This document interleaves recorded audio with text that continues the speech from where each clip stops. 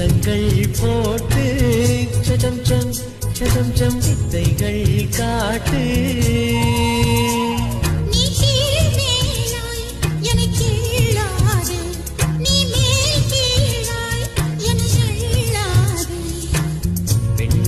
பெண் நல்ல அட்சய பாத்திரம், பெண் என்ற கோப்பைக்குள் நான் விழுந்தேன், பாலோடு தேன் கொண்டு வாய் கலந்தேன்.